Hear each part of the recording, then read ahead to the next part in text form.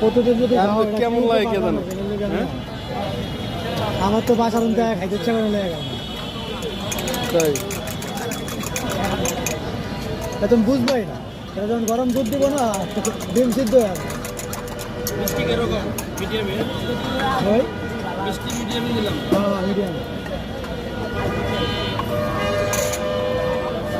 গন্ধ করবো না, ডিমের গন্ধ আইব না? না গরম দুধ না গন্ধ করবো।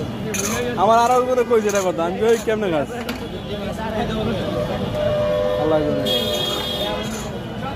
খাও খাও খাও তুমি।